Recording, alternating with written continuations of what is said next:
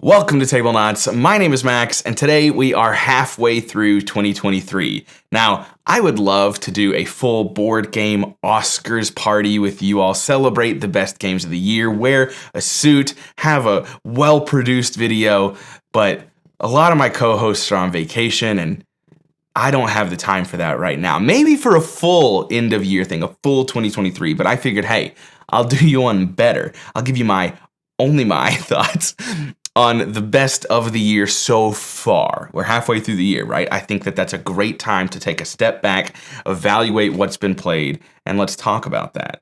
I've got 3 categories with 4 nominees each and only 1 winner per category. The categories are the best new to me games that you can buy right now. These are games that I've played for the first time this year, but that are readily available for you to go out and purchase them. On the contrary, the next topic is the best unreleased games. This is going to primarily be Kickstarter games that I've had the opportunity to play and that aren't necessarily out yet or aren't available for you to get.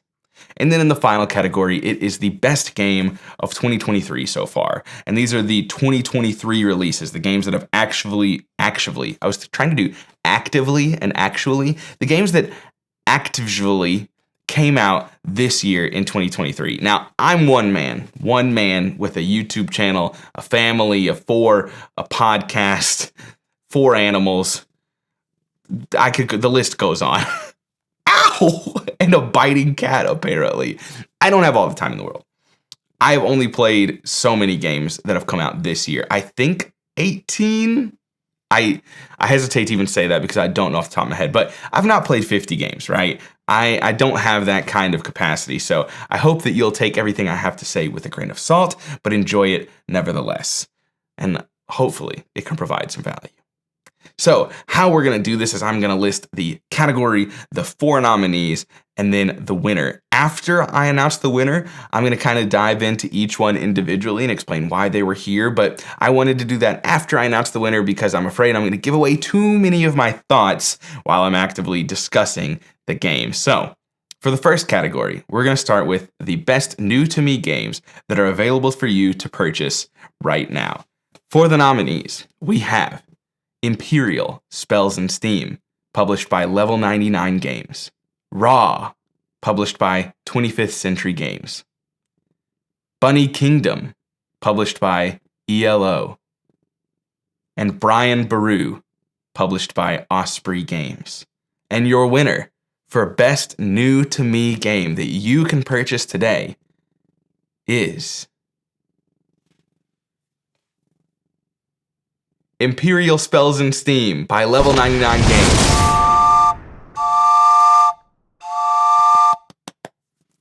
Empyreal Spells and Steam is my winner. This is a magical train game. And funnily enough, it is what I would consider to be an engine building race game. Others might say it's more along and more akin to route building, and that is prevalent. It is there. But for me, the real meat and potatoes of Level 99's Empyreal Spells and Steam comes from building up your engine to be more efficient and delivering goods in a timely fashion, i.e. racing for contract points.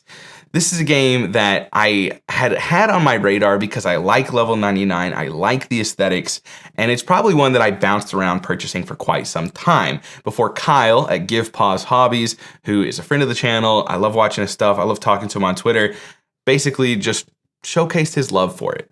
And we're big fans of similar games, both being Root and Dune Imperium, and so that immediately caught my attention as to, I need to put more stock into this game. I found it at a friendly local game store and picked it up and just immediately fell in love. The asymmetry, the art, it's quick. No matter what player count you're playing at, the game moves at a pretty brisk pace. I've played this at 2, 3, and 6, I think, and I've had a great time every play. I've gone for different strategies, whether that be real engine building and diving deep into getting additional train cars, or whether that be using my specialist, or really just kind of racing purely racing to end the game quicker before everyone else can get their engine running. And it's just a blast exploring the strategies that this game has to offer. If you're interested in a very nice, approachable, medium weight game that has a lot going for it in terms of variability, replayability, artwork, and accessibility, Empyreal Spells and Steam is a steal, in my opinion. What a lovely game. This cat will not get off camera. I swear to goodness. He is a drama queen. He's ridiculous. Empyreal is excellent. One of my favorites, and that's obviously why it is the winner of the best new to me game that you can purchase right now. Next on the list is Raw with 25th Century Games. Now, this is an older Reiner Knizia classic. It's published by someone else before it was 25th Century, but this is the only one that I personally have experience with. Kenny has the retail copy, which, might I admit, is incredibly well produced for being a retail copy.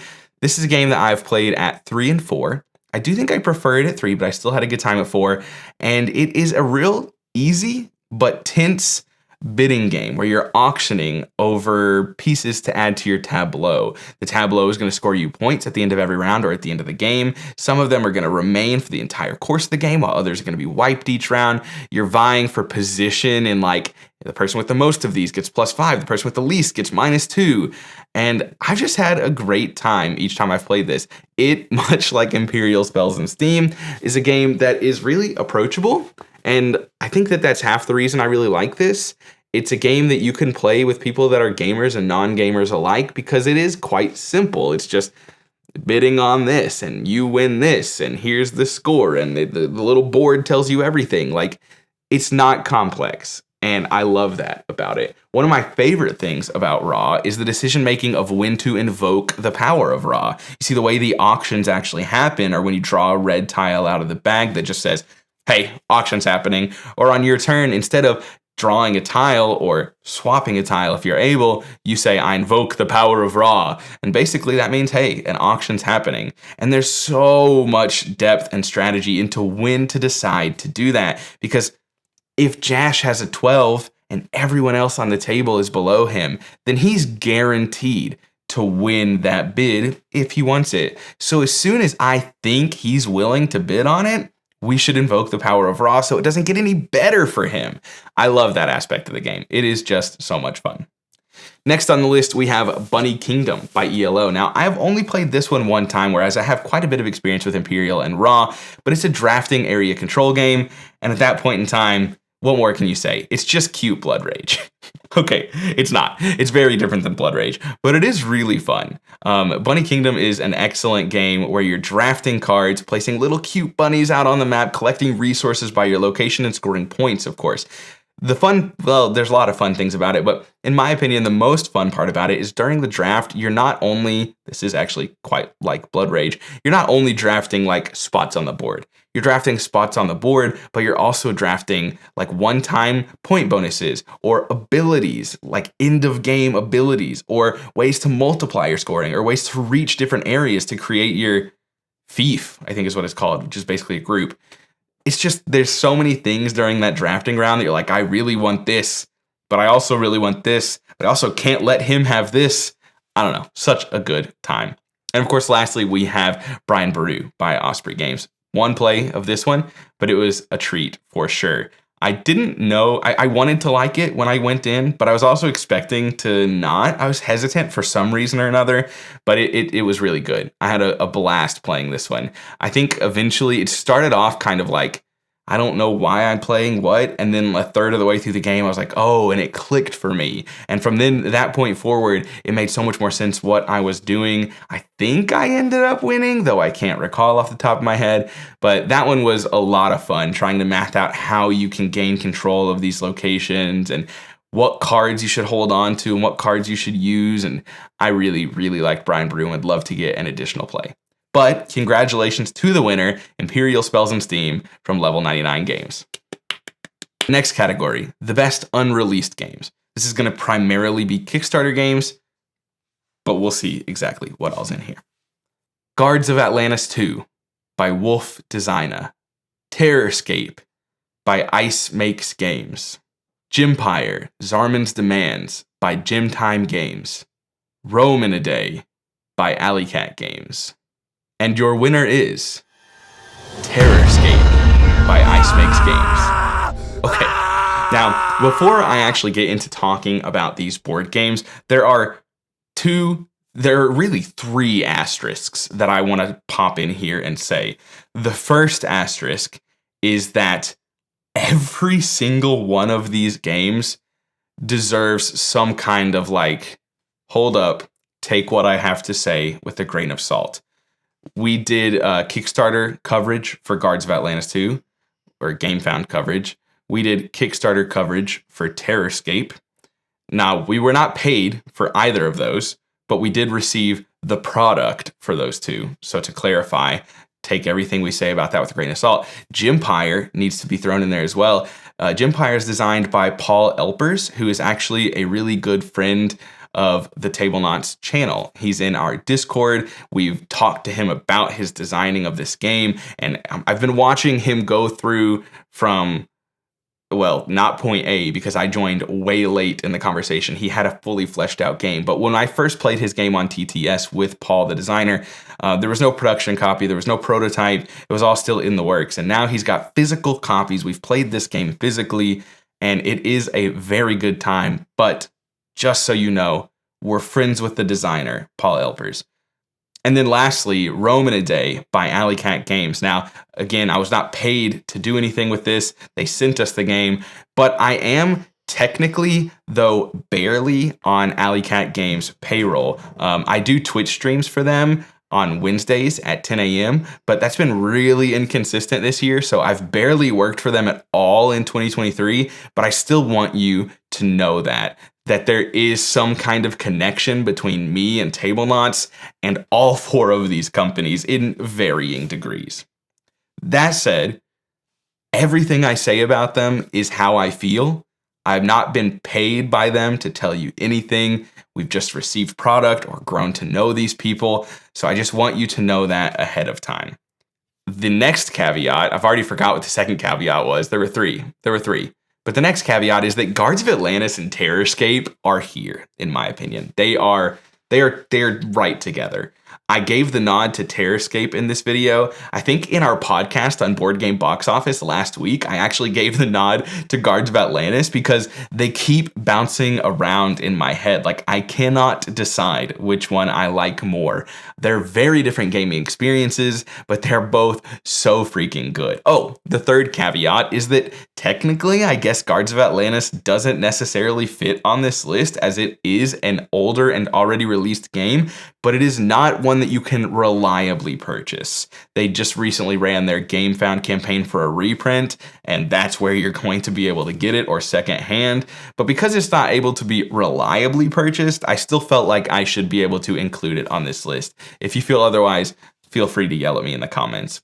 Guards of Atlantis is the definitive MOBA board game, in my opinion. Absolutely. The definitive mobile board game. I have not played one that even scratches the surface as to what Guards of Atlantis has accomplished. It is incredibly deep, it is incredibly fun, and the teamwork really shines through. I do think this is a game where you need a group of 4. I know some people love it at 2, but I would hesitate to spend the money on it if you haven't already found out for yourself if you like it at 2. Now, if you're a group of 4 who likes team play games or especially likes MOBAs, definitely get Guards of Atlantis 2. It is a game that you can dive in deep to and make it a lifestyle game, but also it's important to note that you don't have to. This isn't a game that you must dedicate your life to. At Tablenauts, we've played this 5 times, I believe, and we've probably played it once every month or something like that. It's not one that we have just hammered in over and over again, yet each time we pick it up, the rules are intuitive enough that we're able to jump right in. The strategy and depth really comes from the amount of characters and what all they can do. Next is Terrorscape by Ice Makes Games, of course the winner of this category. It is one of, if not the best hidden movement game. It is certainly not the most in-depth or strategic. In fact, I can think of 2 off the top of my head where I would say that Mind Management and Beast probably have more strategy going on, but Terrorscape is bar none the most fun I've ever had playing a hidden movement game. Unquestionably the most fun I've had playing a hidden movement game. It is just a blast. And if that appeals to you, if that horror theme or that hidden movement is anything to you, it is an absolute gem. Speaking of gems, we have Gempire, Zarmunds Demands. Again, friend of the channel, Paul Elpers, designed this. This is honestly, wow, how do I describe this game? I've only played it twice, once on TTS, once in person. We will, of course, have coverage on the channel as it leads up to its Kickstarter launch. But this is a game where you are simultaneously choosing an action with the rest of the table, hidden action, and you're basically going to decide to do one of three things. You can purchase a building, or bid on a building, rather, let me clarify. You can take resources, or you can upgrade your castle / palace, rather, / build a second row. And basically, you're trying to build the best palace. You have 3 different kinds of cards, basically. That are going to be culture cards, population cards, and gold. Can't remember the name of them. Currency, whatever. And they give you different abilities and they score you different points. And every game, you're going to have varying demands by Zarmund, the person who you're building the empire for. And basically, the first person to simultaneously complete 2 of the 3 demands wins the game. There's different abilities that you can unlock utilizing your science that you've generated throughout the course of the game to basically speed you up or give you bonuses or instantly do things.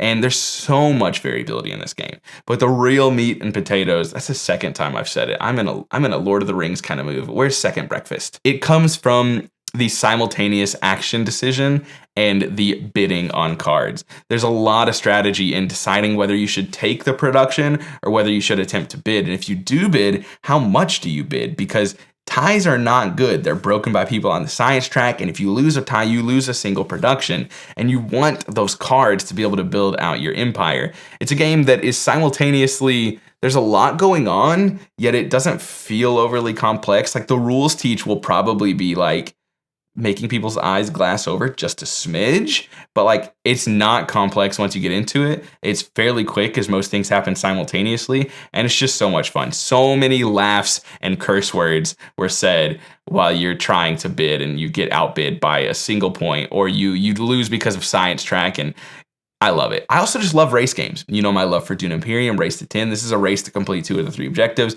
Super fun time. Keep an eye out for it for sure when it becomes available, or when it begins to become available. And then lastly, we have Rome in a Day by Alleycat Games. I think we've talked about this one briefly before, but it is a absolute blast of a game in 20 minutes or less. It is super strategic, but really quick. It's kind of a mix of King Domino and Acropolis, but its primary mechanism is I split, you choose. So basically, you are splitting 5 tiles with 2 buildings on them, and you're splitting them up into 2 groups, who then someone is going to take one of those, and you keep the one they don't take. It's like when you're breaking a chocolate bar, and you're like, I'm breaking it, but you get to pick which one you want.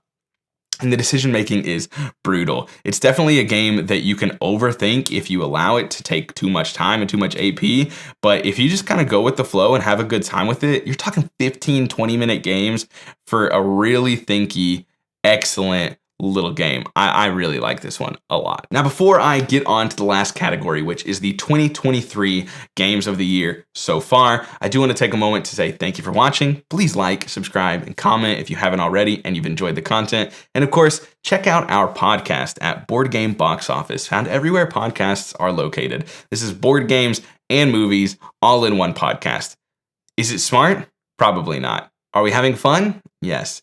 Do I think you should listen? Obviously. Nominees for the 2023 Best of the Year so far. It would help if my laptop was open. The nominees for the Best Game of the Year so far, we have Beast by Guildhall Studios, Dead by Daylight from Level 99 Games, Mille Fiori from Schmidt Spiel, and Earth from Inside Up Games.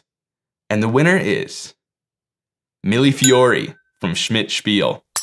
Mille Fiori is technically a 2021 release, but it did not release until 2023 in the United States, which is where I live, and that is when I played it. Now, if you want to be picky and say, Max, that shouldn't qualify, I thought there would be some of you who would say that. So instead, I've picked a backup game. And though I just played this game, I think Beast by Guildhall Studios would win in place of Mille Fiori.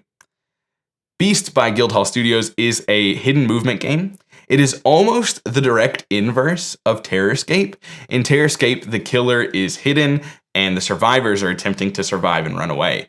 In Beast, the killer is hidden, much like Terrorscape, but instead, the survivors are trying to kill the beast, the hunters, rather.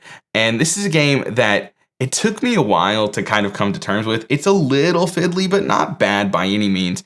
But it reminds me of, well, I hate to say it reminds me of, because quite frankly, I've never played this game.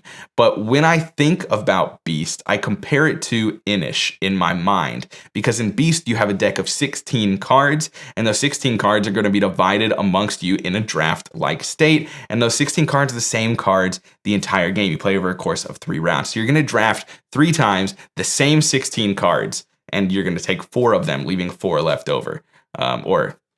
Yes, leaving 4 out. And basically, so much of the game comes down to this draft. Like, what can I do? What can I pass to my teammate? But especially in the case of where I was seated last game, what am I giving to the beast? I need to make note of the cards that I'm giving him so that I know what all he can do and I know how to stop that. The art is gorgeous. I love this aesthetic in this game. I don't know. Next, we have Dead by Daylight by Level 99 Games. This is another, I hesitate to say hidden movement, because at the end of every round, you know the position of the opposing players. But you're choosing your movement. Remy, come here. Chill. You're choosing your movement, hi Draco, before it's being revealed, right? So basically, we know where everyone is. We're playing down our movement cards, and then we activate them once they've already been placed. So it's not hidden. I guess it's hidden movement because you don't know where they're going to move until they've already moved. But it's not quite hidden movement. Though I do think Terrorscape is the better of the two in regards to getting that Dead by Daylight feel. They are different enough to warrant owning and playing both, and I've enjoyed my plays of both also. I was the killer in Dead by Daylight, whereas I've actually only played the survivors in Terrorscape and Beast alike, but super fun game. I know Kenny was not a fan of it. I'm also a big fan of the IP. I love playing Dead by Daylight, the video game. So, oh my goodness. Thank you. Of course, the winner, we have Mille Fiori, and this is another Reiner Knizia game. This is a point salad where you're going to be just acquiring points in a multitude of ways throughout the course of the game. You've got these lovely little, they're supposed to represent glass type pieces. They're colorful, they're vibrant, the board is easy to parse, and you basically got different sections on the map that you're competing in. And every time you place a tile, you're earning something, whether it be points or whether it be, actually, it's almost always points, but it's just so immensely satisfying. The combos that you can create where you're able to, before I get into that, one of the things you can do on your turn is play an additional tile from a section, like a market rather. So if I play one that allows me to play one from the market, which allows me to play one down, which allows me to play another one from the market, which allows me to place it down and get another one from the market, the amount of combos that you can have and generate is just so satisfying.